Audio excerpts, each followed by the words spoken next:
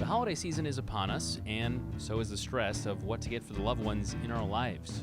You could purchase the latest toy or technology, but what if you want to step outside of the proverbial gift box and do something for your kids or grandkids that will last longer than the newest version of the iPhone? That's where this episode of Gimme Some Truth comes in. Nate Condon and Mitch DeWitt gather in our somewhat festive studio to discuss financially minded gift options that have the potential to keep on giving. Contributions to accounts like a 529 savings plan, 401k, or IRA for your younger generations of loved ones. And while this is a holiday-minded topic, these types of gifts don't have to be given just during the holidays. It's time for some truth. Welcome back to Gimme Some Truth. We've got a couple of us in the booth today. A few of us, actually. Dan is not mic'd, but Dan is here. He's not mic'd. No, he is mic'd. Excuse me. Oh, he is mic'd? He's mic'd. Yes, he I is. am sorry. I did not give you enough credit. Muted. Oh. Okay. No wonder. And I am Mitch, and we have Nate here as well.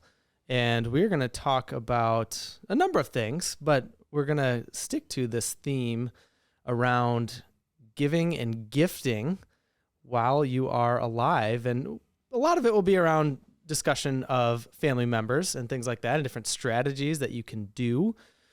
Actually, I won't even go into that. We'll get into what you can do. But first, we want Nate to crack open that V8 that is sitting on his little stool desk thing right there for the audience. I was not aware of the polarizing status that V8 carries, not only in our office. I'm going to go as far as saying almost amongst society. It seems like people have very, very strong opinions on one of, if I may, the most fantastic drinks on the planet. Because there's not that many lukewarm opinions on it. It's one That's of what those I mean. you love or hate it. Yeah, no, there's no like middle ground. I mean, I don't know that I've met anybody that was like, yeah, it's okay.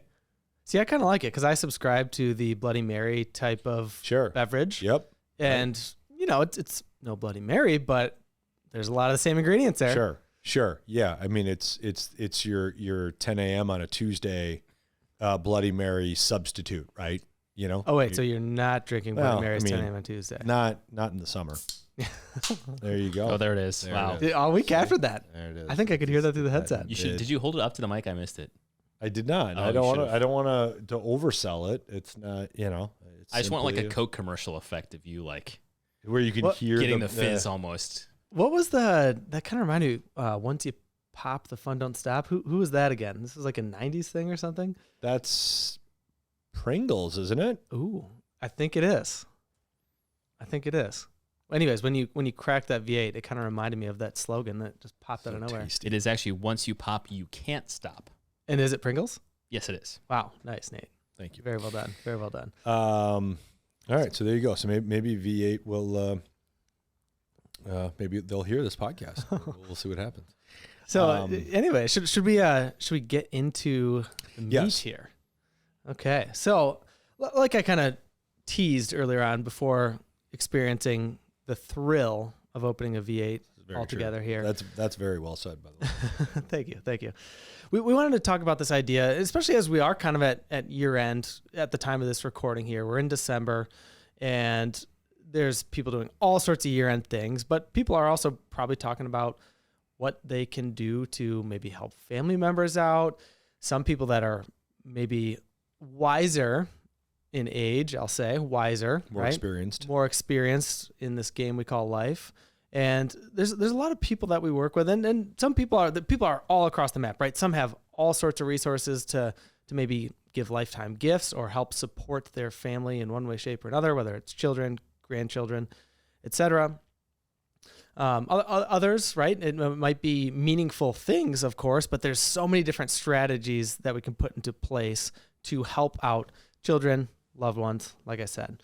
So with that said, Nate, would you like to pick one of the ones that we talked about as we were preparing for this podcast here? What is one way that people can give to, let's say, a family member while they are alive? Yep. And then furthermore, what are some of the reasons they might want to do that? Yeah, and I think we are trying to isolate the idea of while they're alive, because I think we hear from a lot of clients that they first of all want to see the impact of their gift, right, of their generosity, and not at all from a because they want a pat on the back, but more they want to see the improvement in somebody else's life while they're still alive, right? So I think that's a very noble reason why you would give money. And I think one of the ones that doesn't get thought of a lot, but I think it should, is the idea of intending your gift to be the starting contribution, or maybe not even starting, but the annual contribution into a younger person's Roth IRA. And I think that's one that doesn't get seen a lot or thought of a lot, because I think we think of our own income needs to fund our own IRA accounts or Roth IRA accounts. And if we have earning, if the person that owns the Roth IRA in our example, which would not be the person giving the gift, it would be the person receiving the gift. If that person, and let's lay it out in scenarios so that it makes a little more sense, right? So you have grandparents and they want to benefit a grandchild, and let's say that the grandchild is 19 years old, right? And let's say that the grandchild is in college but works at a job over the summer, right? And so their summer income is, we'll pick a number. We'll change the scenario a little bit so we can kind of talk a couple different sides of it. But for now, we'll say that the grandchild's income in the summer is $5,000, right? So Mitch, as we know, the IRS says that person, the grandchild, can contribute $5,000 to their Roth IRA. They cannot do the maximum, which is $6,000 in 2022, because they didn't have $6,000 of earned income. So even if they receive $6,000 as a gift from the grandparents, they can't put all of that into the Roth IRA because they didn't earn $6,000. But they can put $5,000 in, and the $5,000 doesn't have to be their own money. They just have to have earned $5,000, and therefore money can go into the Roth IRA. And Nate specifically mentioned the Roth IRA in this case because we're using some generalizations here, but generally speaking, a Roth IRA is going to be very advantageous to someone that is young and has a very long time horizon. So we're using, time horizon, one of those kind of investment advisor type of words, right? Because it's very important in what we do. But someone's young, and in this case, we said 19 years old. Well, we're starting to fund their retirement, actually. Right. In this hypothetical example that we're using. And their time horizon for someone that's 19, think of what that $5,000 can do between when that 19-year-old, all of a sudden you fast forward, 4 decades plus. Right. That can be some serious compounding growth. And the Roth, the reason we use that example is because that Roth IRA, all those earnings can be tax-free, assuming you follow the rules when it comes to distributions and things like that. But that can be tax-free growth, and that's why it's super powerful and why we use the Roth in this example. Danny, can you possibly find your way to a compounding, just a simple compounding? My I'm gosh, already there. Look at that. I stole his thunder. He's already So there. 19, we're going to say what? 46 years, 44? So just run it to 60, right? So let's just say run it to 60, right? So 41 years. Right. What do you want your annual return to be average? Just say 5. Be conservative. Just say 6%. Yep. How about that? Okay. So something that's reasonable. And we're not referring to annual contributions of $5,000. Just do Just one keep time. it as a one-time. One time, Yep. and we can play around with different calculations, but just to try to illustrate what this looks like. So we have a couple projections here. I said it as a 2% variance on that. So 54,000 is your at 6%, 2% above that at 8%, 117, 4%, 24,000. Okay, so stay with the middle one. So 54,000. 54,000. So the $5,000 gift. Now again, 41 years is a long time, right? Obviously, we understand inflation and purchase power and things like that. But still, to illustrate the point, a $5,000 gift turned into $54,000 when that grandchild hits 60 years old. That's pretty amazing. Now I want you to can you change one thing for me. Yep. Change the time frame from 41 years to 36 years. So let's let 5. So you don't do this when the grandchild's 19. You decide to wait until the grandchild's 24. 54,000 becomes $40,736. It's $14,000 that we lost because we simply let 5 years go by. And that's the power of compounding interest. And that also emphasizes the importance of time. When you have time on your side, right?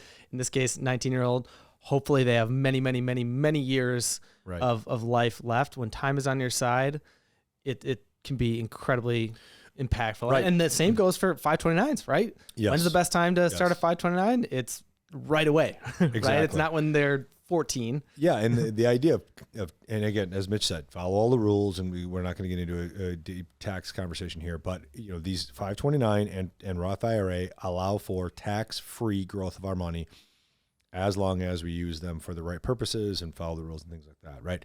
So in the example that Dan gave, whether that money hit a Roth or whether that money hit a 529 for a new grandbaby, right? Now the time frames would change a little bit. But that all of that growth in that calculation is free of tax. Correct. And so that becomes a very, very powerful mode, if you will, to be able to save money. And then if you change the equation a little bit and say, what if we did this for not just 1 year, but what if we did this for, say, 5 years or 10 years? Now, again, that becomes a pretty big and generous gift to change that gift from 5,000 one time to, 5,000 over each year for 5 years or each year for 10 years.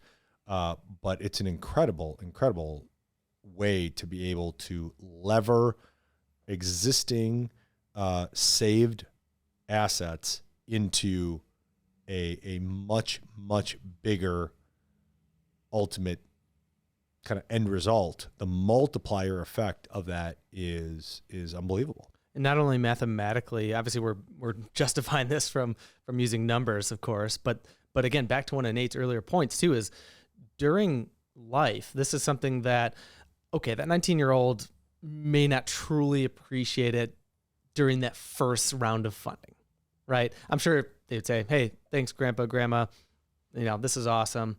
But as time goes on, right, as they see that grow while Grandpa, Grandma is still alive, let's say, by the time they're, let's say, through college or tech school or whatever they do, right? In this example, I think we said they're going to college, right? So Sure. Presuming that this person graduates, they get a job, they start to realize, hey, cost of living is expensive, cost of buying a house is expensive. Oh, hey, I got to care about my own retirement now that maybe I have a 401k at work and some of those sorts of things. And then they look back and see what has occurred in that Roth IRA just over a handful of years, whether it's a one-time contribution over a few years. If the grandparent is still living, they might get an enhanced thank you, I'll say, right. Not in the form of like returning it financially or anything like that, but as that grandchild ages, they will become more appreciative, and hopefully the grandparent can share in that joy. Dan, do you have more calculations, or you look like you're chomping at the bit? I like this. Yeah, I like this. I am chomping the bit. I love. While you're talking, I'm gonna have some more V8. Good for you. Thank you. So I just ran the numbers. Say you were to give $5,000 in that first year, and then you give on average $100 a month for the next 10 years. Let's just say the $1,200 a year for the next 10 years. So you start the account with 5,000. Yep. And then you do 1,200 a year for the next 10 years. So 11 total years. Okay. Spread that out over 31, or you have 24,000 at the end of that time frame that's been invested with compound interest.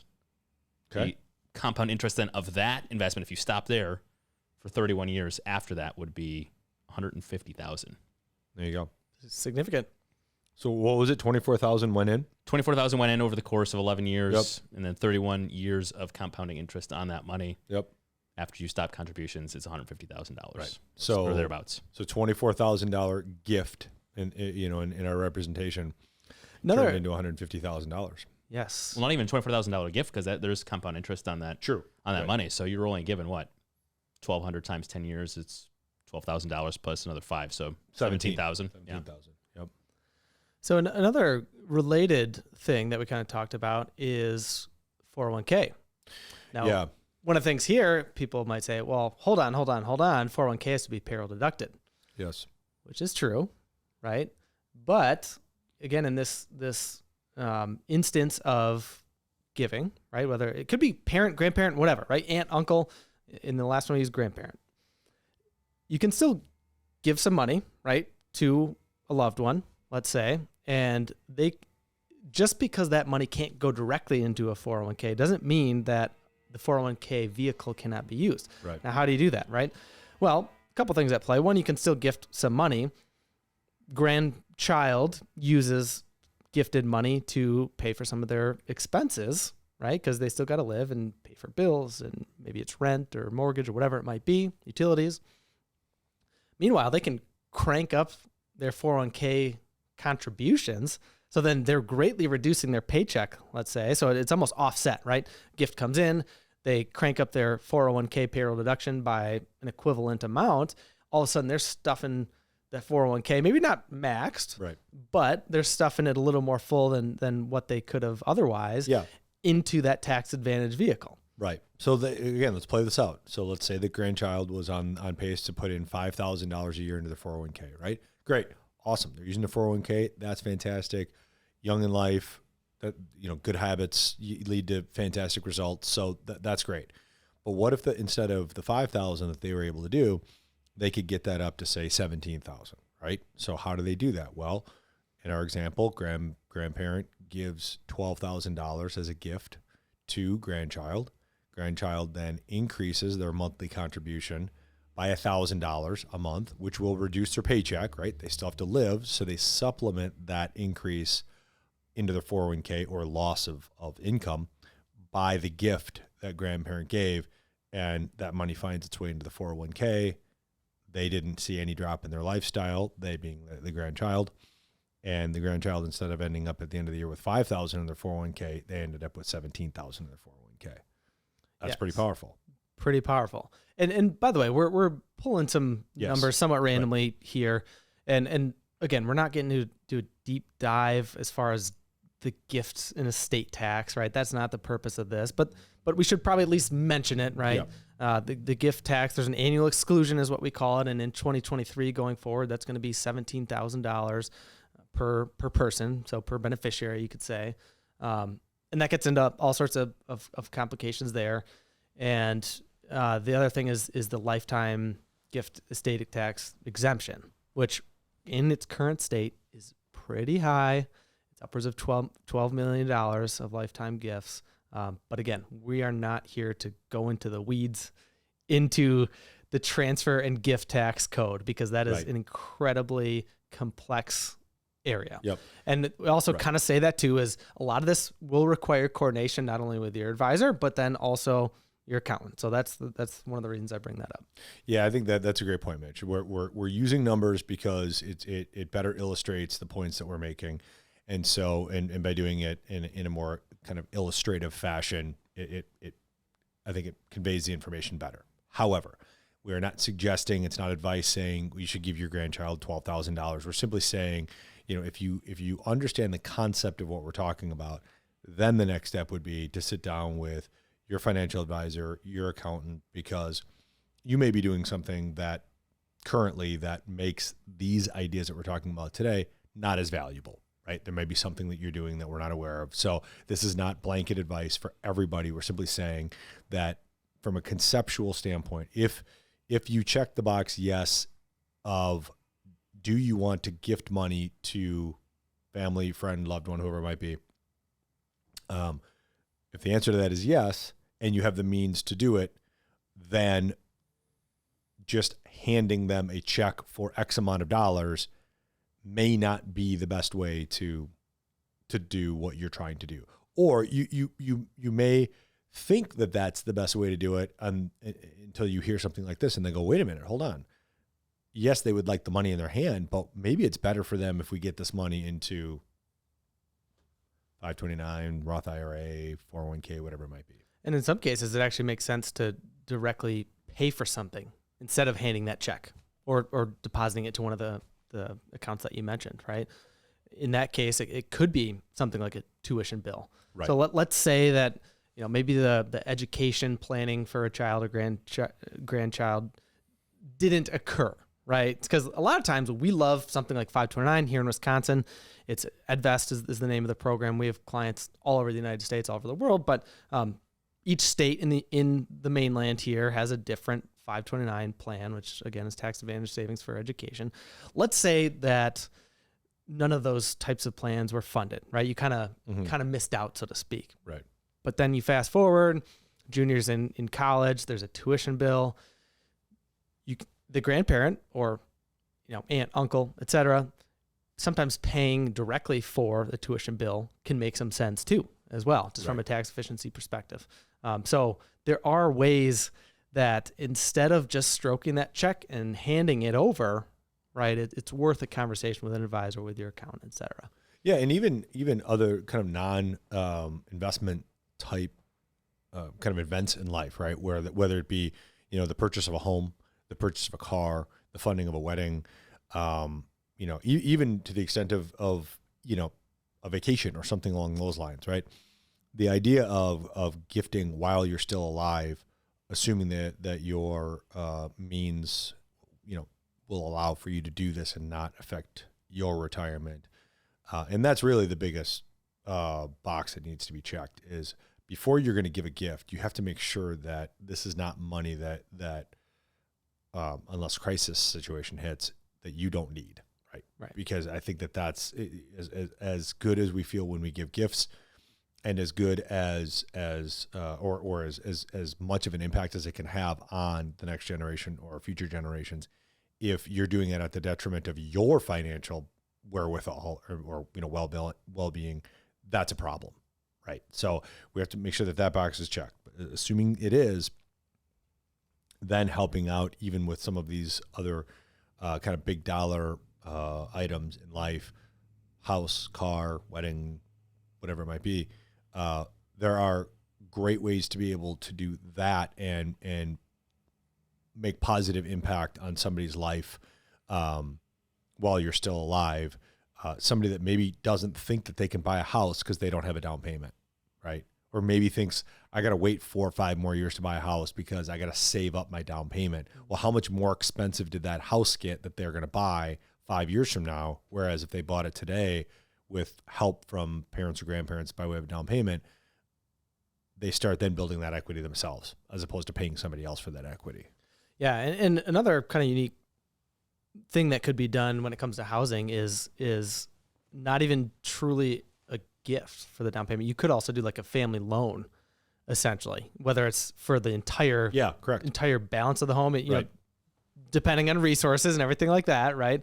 But it can actually be a family loan, and one of the catches there is that you should be charging interest, right? And it should be a fair rate, and there's tables out there that shows what the kind of applicable federal rate would be for something like that. That's kind of blessed as far as, hey, this is a fair rate for a family loan, and you still enable that child or that grandchild to get the house that they maybe otherwise couldn't have. Right. You will get paid back with a little bit of interest. It can be done by the book, right? And recognized that way. And that's another way too, where it's not fully gone then, right? Right. You still want to make sure that you have the means to do that and help your loved one. But that's another way that can be used, again, to see then maybe it's a growing family. You got, a young son or daughter, and you see them grow in that house, maybe start a family in that house while you're alive, right? Seeing some of those things, again, can really be quite beneficial, joyful for everyone involved. Yeah, I think that, to kind of wrap it up today, that's really the message that we wanted to get across to people, and don't tie this because of where we're at in the calendar to that this needs to be tied to the holidays, right? We're using simply the idea that holidays, this time of year invokes the idea of gifts just in general, right? Boxes with ribbons on them. But this doesn't have to have a time element to it. This can be something that we do in February, in July. It doesn't really matter. But what we wanted to try to emphasize to people is that if you had the idea of gifting, or even if you didn't, right? I mean, if you have a sizable estate and you haven't really thought about this, this may be something that kind of invokes some thought in terms of maybe I do want to have an impact on family members or friends or somebody that's in need, or somebody that just needs, somebody that you want to, affect positive change in their lives. This is multiple ways to do that. Absolutely. Absolutely. And Dan, is this going to be posted when is this going to be posted? Is this going to be posted Tomorrow, yeah. Oh, wow. Yeah. at this. It's been a couple of weeks. We You know need to why? podcast Okay, on and the why? interwebs. I asked. He wants the V8 traction is what it is. Oh. That's exactly what Yeah. this is. Yeah, He wants to. We're reaching that out to brand deal. V8 right at who owns V8? Probably like It's PepsiCo or Campbell's. something. I think it's or- Campbell's. Oh, really? Hold on. Okay. Let me Well, check. that would make It is sense. Campbell's. Yeah. Yeah. Campbell's Soup Company. Yep. In Gross. You just How many drinking tomatoes soups. does Campbell's First go of all, through in tomato a soup year? is fantastic. Yes, they go through an insane Holy amount. cow. Located in Camden, New Jersey. In Okay. case you were not wondering, in case I you was were kind of not wondering. yeah. The nutritional value is interesting. I'll tell you that when you look at that on the back of this can. But, anyways, I was asking because I was also gonna at the end here just ask, since there's only 3 of us, holiday tradition.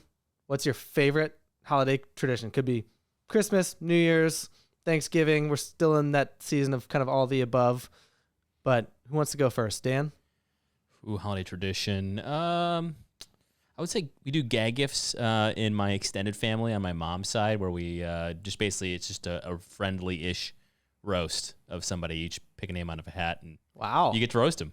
Wow. We did away with it for a couple of years. When it's like an offshoot of Festivus, is what it is. Yeah, it Festivus gets for the bad. rest of Holy us. cow. I've Tell gotten you all the ways roasted you've pretty badly. disappointed in Yeah. me in the last year. That's That- awesome. Wow, that does sound Seinfeld Wow, inspired. does that get a little spicy?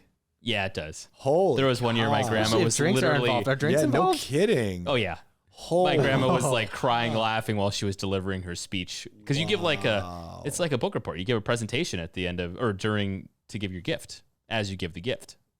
Of explain it to everyone of here's what I got you, what I got you. So Oh man, there's been some good times. man, I don't even know if Nate and I should answer this question. No, I'm 'cause going this a is- different direction because it's not even. I'm not. No? That's like trying Sorry. to follow Seinfeld on when he does a guest spot at the Comedy Store in New York. The next comic up has to follow Right, that. Like right. no way, no. I'm gonna go favorite Christmas holiday song, Danny. Wow. Ready? The best. I'm not even gonna say favorite. I'm just saying the best because it's the best. "Baby Come Home" original by Darlene Love. How many decades are we going back for that? Darlene Love did that in 60. I'm gonna guess is it in the 50s or the 60s? I'm gonna guess 1962. Danny, can I get some Google love on when the fantastic Darlene Love put that out there? Please hold. 63. Oh, Okay. Pretty close to that. Yeah, I'll give you that God, one. I was wavering between 62 and 64. Wow. Okay, all right. Nice. There you go. Can we get what can we rip 10 seconds of that? Can we legally get 10 seconds? I'm not plugged in. I can maybe overlay it underneath okay. it. All right. So All right, we got to make Fantastic. that happen. All right. So you either have he took tradition, and obviously you're not going there. You went And you I went went music. I'll go song. movies Oh, fantastic. because every year Christmas Vacation was a staple, Okay. and I love that movie, and I need to watch it again. But in the DeWitt household back in Granville, Michigan, growing up, that was a staple every year, and probably close to every year I'd say is A Christmas Story. So I say that because Kaylee's my wife, for those that don't know, we're trying to figure out like what are the traditions that we want to do with our kids. There you go. And it's a lot of the usual suspects, it's baking cookies, Yep. doing the frosting, that because our kids are going on 5 and going on 3, I'll call it.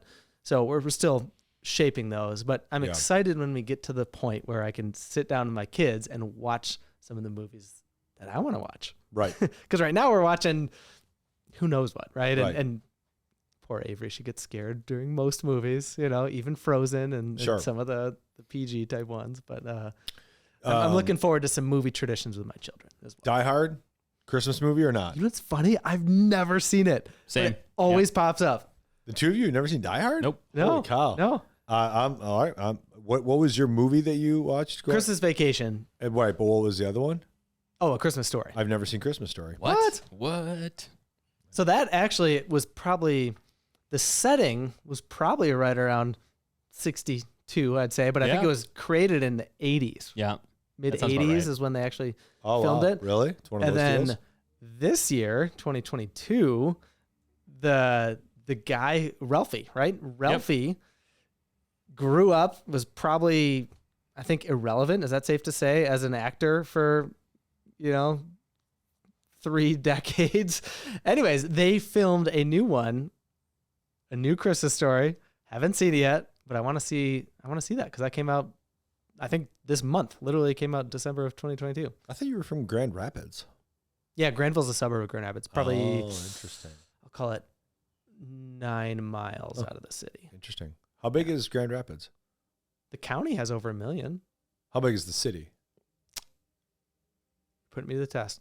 I'm going to guess 350,000. Wow. It's a lot more sprawling than something like Interesting. Dane County, though. Like, wow. Okay. yeah, when you look at the county, Dane County, compared to Kent County, where I grew up, Kent Interesting. County has just a lot more people, more sprawling, Interesting. even though, you compare Madison to Grand Rapids, they're not that far off. There you go. population-wise. So this is good. We're learning about people, and I like that. Wow, Dan, I still can't get over you do holiday roast. Like, that's unbelievable. Can we come? Yeah, no kidding. Yeah, It's absolutely. Please someone. roast Who's me. getting roasted this year? Holy Everyone. cow. So it is everyone. Okay. I think so. I didn't know if it was. Okay. That's There's nuts. there's definitely lines though that people are aware of that they should not cross. Gosh, that's crazy. Oh man. Just capitalize on the other ones, Yeah, Yeah. absolutely. Well, should we call it a wrap? You We think? should. Absolutely. Okay. By the way, before we leave, 3.3 roughly billion tomatoes a year. Campbell Soup, 850,000 tons.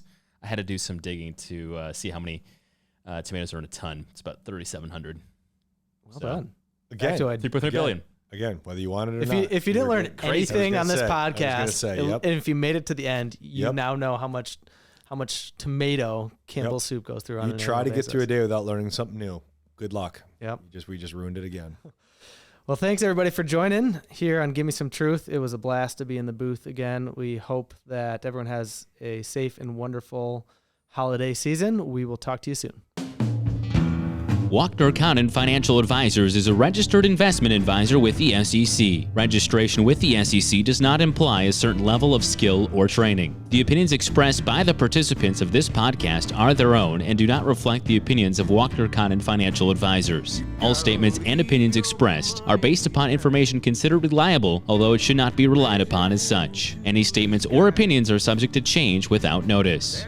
Information presented is for educational purposes only and does not intend to make an offer or solicitation for the sale or purchase of any specific securities, investments, or investment strategies. Investments involve risk and, unless otherwise stated, are not guaranteed. Information expressed does not take into account your specific situation or objectives and is not intended as recommendations appropriate for any individual. Listeners are encouraged to seek advice from a qualified tax, legal, or investment advisor to determine whether any information presented may be suitable for their specific situation. Past performance is not indicative of future performance. Thanks for listening, and for further information, please visit WalknerCondon.com.